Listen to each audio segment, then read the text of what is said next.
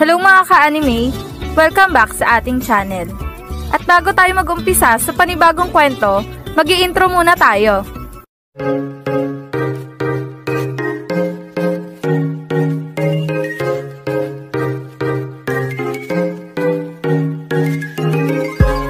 Bago natin simulan ang panibagong kwento ng high school gusto ko lang ipaalala sa inyo na paulit-ulit na ang kwentong ito ay isang fan-made lamang na nabasa ko lang sa isang site at hindi ito kasama sa totoong kwento ng Slam Dunk. Ngayon, kung nagustuhan niyo ang ganitong kwento, please pa-like ng ating video at pa-follow na din sa ating Facebook page na Tagalog Anime Manga. Tara, umpisa na natin ang Chapter 162 ng International League. Dahil nga sa nagawa na namang maibaba ng Ryukufu ang kalamangan ng Shouko sa kanila, itong si Coach Hansai ay napilitan humingi ng isang timeout dahil nagiging dehado na sila sa laban. At 1 minuto na lang ang natitirang oras para sa uling yugto ng laban. Sa kabilang banda naman, hawak na ng Shouko ang bola at dinadala na ito ni Fujima papunta sa kanilang basket. Mga kasama, alam nyo na ang gagawin natin. Kailangan natin maging handa sa gagawin nilang depensa. Yan ang sabi ni Fujima. Sabay atake ng sobrang bilis sa depensa ng Ryukufu. Subalit, bigla din naman itong napahinto. Dahil agad siyang binantayan ni Tochiya at Senji at talaga namang sobrang seryoso sila sa pagbabantay dito. Heto na naman ang kanilang mahigpit na depensa. Pero sa pagkakataon na to, hindi na yan uubra pa. Dahil alam ko na ang dapat kong gawin. Alam ko na ang ipang-counter ko dito. Yan ang sabi ni Fujima sa kanyang sarili. Nang biglang dumating si Maki sa tabi ni Tochiya, sabay iniskrin na nito ng mahigpit na naging dahilan para makita si Fujima ng butas. Ayos, nagkabutas na sila. Gumagana nga ang plano ni Coach Hansai. Yan ang sabi ni Fujima sa kanyang sarili. Sabay lusot ng mabilis sa gitna nitong si Tochi at Senji. At nagtagumpay naman ito na makalusot sa nagbabantay sa kanya. Ayos! Nalagpasan niya ang depensa ng Ryukufu. Magaling Fujima! Ngayon kayo naman ang umatake! Yan ang sabi ni Ayako. At nang malapit na ito sa kanilang basket, agad naman itong tumalon at takbang gagawa ng isang layup. Subalit, bigla din naman itong sinabayan ni Michael sa itaas. Nang biglang ipinasa ni Fujima ang bola papunta kay Hanamichi. At nang hawak na ni Hanamichi ang bola, agad naman itong tumalon at gumawa ng isang slam dunk. At dahil sa sinabayan ni Michael itong si Fujima sa ere, na libre na itong si Hanamichi, kaya naman, nagawa nitong maipasok ang kanyang slam dunk sa kanilang basket na naging dahilan upang maitas ulit nila ang kalamangan sa Ryukufu na labis na ikinatuwa talaga ng buong tagahanga nila. Ayos! Naishot may pulang buhok! Ang husay mo talaga! Hindi talaga kami nagkamali sa pagsuporta sa inyo! Sige lang, Shouko! Ipagpatuloy niyo lang ang paggawa ng puntos! Huwag niyong susukuan niyang kupunan ng Ryukufu! Alam namin na magtatagumpay kayo sa laban na to! At alam namin na aabot kayo sa finals ng ligang ito! Go, Shouko! Yan ang sigawan ng mga tagahanga ng Shouko. Habang itong coach ng Ryukufu ay napatayo na din sa kanyang kinauupuan. Dahil wala nang 1 minuto ang natitirang oras para sa uling yugto ng laban. Kaya naman, napahingi na rin ito ng isang timeout sa committee na naging dahilan para mawapito na ang referee. Timeout! Ryukufu team! Ang mga manlalaro na magkabilang kupunan ay magsibalik na muna sa kanilang bench. Yan ang sigaw ng referee na naging dahilan para magsibalikan na nga ang mga manlalaro ng 2 kupunan sa kanilang bench. At itong mga tropa ng Shouko ay nagwawala na rin sa kanilang kinauupuan. Dahil na nga sa muling naitas ng Shouko ang kalamangan sa Ryukufu. Daison Sakuragi! Ngayon, nagamit na ng Ryukufu ang kanilang uling timeout. Mukhang tagilid na talaga sila sa laban na to. At tayo na nga aabante para sa semifinals ng laban. Ang uhusay niyo talaga, Shouko. Mula sa umpisa ng ligang ito, ipinakita niyo na talaga ang dugong mandirigma ninyo. Hindi talaga kayo sumusuko sa bawat laban na hinaharap ninyo. Na kahit sobrang tagilid kayo sa laban, nagagawa niyo pa rin itong baliktarin at papatakbo ang laban na naaayon sa atin. Ang uhusay niyo talaga, Shouko. Sige, ipagpatuloy niyo lang yan. Siguradong atin na ang panalo dito. Yan ang sigawan ng mga tropa ng Shouko. Habang itong mga manlalaro ng Shouko naman ay nakarating na nga sa kanilang bench. At itong si Ayako naman ay agad silang sinalubong at talaga namang sobrang saya nito. Nice one, team! Ang ganda na ipinapakita niyong laro. Ngayon, kaunting magtitiis na lang at kaunting kembot na lang at tayo na mananalo sa laban na to. Alam kong kaya niyo pa yan mga kasama. At kayo, mga batang Shouko, pati na din kayo, mga batang Kainan, Shoyo at Ryonan.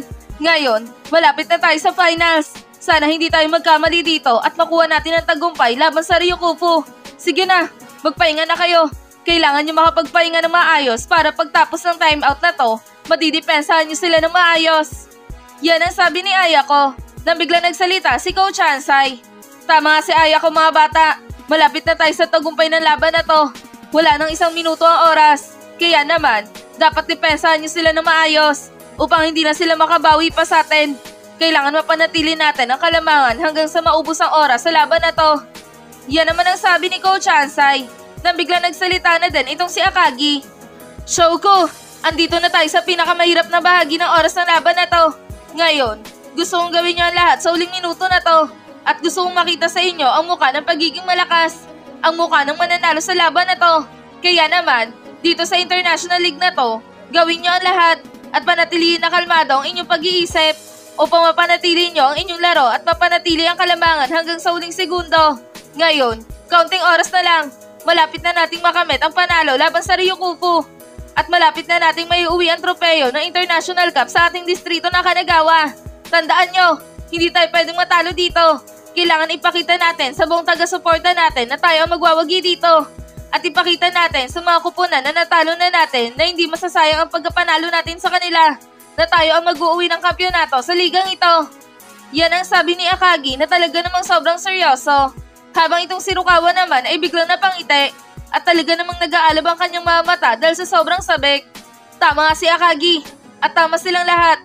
At kahit hindi ako makalaro ngayon sa uling yugto na to, hindi ako magsisisi dahil alam kong kayang-kaya niyong lusutan ang mga malalaro ng Ryukufu.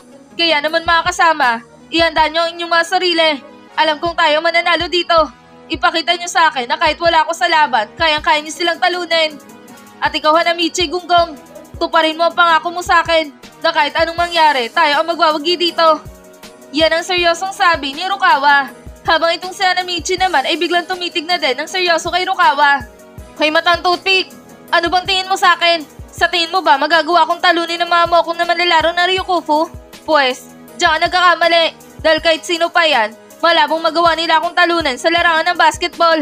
Kaya naman, maupo ka na lang dyan at panoorin kung paano bumagsak ang kupunan ng Ryukufu sa mga kamay ng henyong ito. Yan ang natatawang sabi ni Hanamichi. Habang itong mga manlalaro ng Ryukufu naman ay nakabalik na din sa kanilang bench. At dito ay nagsalita agad itong si Coach Sensei. Mga bata, alam kong sobrang dehado na natin sa laban na to. Pero alam ko rin na meron pa kayong alas na natitira laban sa show ko. Kaya naman ngayon, gusto kong magpahinga kayo na maayos at gusto kong ipaubaya sa inyo ang laban na to dahil ako mismo wala nang maisip na paraan para mabigyan kayo ng plano dito. Ngayon mga bata, ipauubaya ko na sa inyo ang laban na to. Gusto kong gawin nyo ang lahat para lamang matalo ang show ko. At kahit matalo kayo dito, pangako, hindi ko kayo sisisihin dahil buong tiwala ko sa inyo. Yan ang sabi ni Coach Sensei. Habang itong si Michael naman ay nagulat sa mga sinabi ni Coach Sensei sa kanila. Dahil ito ang unang beses na nagsabi ng kakaiba itong si Coach Sensei sa kanila. Ano? Anong sabi mo, Coach? Wala ka nang maisip na plano para matalo ang show ko? Pero aaminin ko sa'yo, Coach, na kahit ako, sobrang hirap na din sa mga batang show ko na yan. Ang lalakas nila. At kahit wala yung Rukawa sa kanilang kupunan ngayon, hindi pa din namin sila magawang sabayan ng gusto. Napakahusay ng mga batang show ko. Lalong-lalo na yung may pulang buhok na yan. Dahil sa kanya, nabibigyan niya ng lakas ng loob ang kanyang mga kasamahan na lumaban hanggang dulo. Yan ang sabi ni Michael, nang bigla nagsalita na rin itong si Hikaru. Tama ka nga Michael, sobrang hirap talaga pigilan itong may pulang buhok na yan. Kahit saan siya pumeso ay nagagawa niyang makapuntos. At kahit kanina pa siya naglalaro, hindi man lang nagbabago ang kanyang stamina. Hindi man lang ito napapagod. At lalong bumibilis ang kanyang pagtakbo. Nakakamanga ang lalaking yon. Anong training kaya ang ginawa ng batang yon para makamit ang ganong klaseng stamina sa kanyang katawan? Yan naman ang sabi ni Hikaru. Habang itong si Tochiya naman ay napabulong sa kanyang sarili. Ibang klase talaga itong mga manlalaro ng show ko. Mukhang sa pangalawang pagkakataon, magagawa na naman nila akong matalo Pero hindi ako papayag na ganun lang kadaling matatapos ang laban na to. Kaya naman, humanda kay show ko. Dahil bago matapos ang laban na to, sisiguraduhin kong hindi nyo makakalimutan ang paghaharap na to.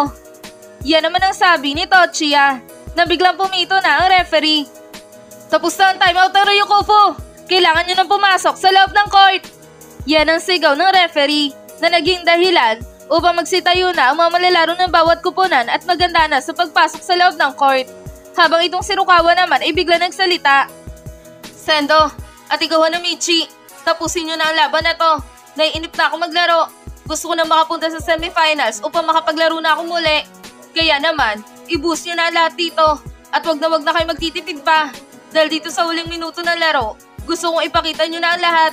At ipakilala nyo na sa buong manonood kung sino nga ba talaga ang karapat-dapat na manalo sa laban na to. At yon ay walang iba kundi tayo. Ang ating kupunan, ang Shouko. Ang Shouko na minamaliit lang nila. Kaya naman, ipamukha nyo sa buong tagahanga ng Ryukufu at mamalalaro ng Ryukufu na tayo ang dapat nilang kinakatakutan at hindi tayo ang natatakot sa kanila. Yan ang sabi ni Rukawa na bigla nagsalita na din itong si Ryota. Oo, tama nga. Tama nga ang sinabi ni Rukawa. Naiinip na kami maglaro. Gusto na rin namin maglaro ulit. Kaya naman, tapusin nyo na to para makabati na tayo para sa finals at makapaglaro na kaming muli. Yan naman ang sabi ni Ryota. Habang ang buong manonood at mga fans ng bawat kupunan ay nagsisigawan na nga at isinisigaw nila ang kupunan na kanilang sinusuportahan. Ryukufu, galingan nyo! Na kahit daw na tayo dito, pilitin nyo pa rin makabangon. At alam naman namin na kayang-kaya nyo yan. Kaya naman, ipakita nyo sa kanilang lahat na tayo mananalo sa laban na to. Kaya naman, laban ng Ryukufu. At sa pagkakataon na to, puso lang ang pairalin ninyo. Go Ryukufu! Ryukufu! Ryukufu! Ryukufu! Yan ang sigawan ng mga tagahanga ng Ryukufu. Shouko! Galingan nyo din! Konting kembot na lang at siguradong atin na panalo sa laban na to. Kaya naman, galingan nyo upang makabati na tayo sa semifinals ng ligang ito. Hindi kayo pwedeng matalo sa laban na to, Shouko. Kaya naman, i-boost nyo na din ang lahat ng inyong mga kaya dito. Alam namin na kayo mananalo dito. Go, Shouko! Shouko! Shouko! Shouko! Yan naman ang sigawan ng mga tagahanga ng Shouko. At dito na nagtatapos ang Chapter 162 ng International League.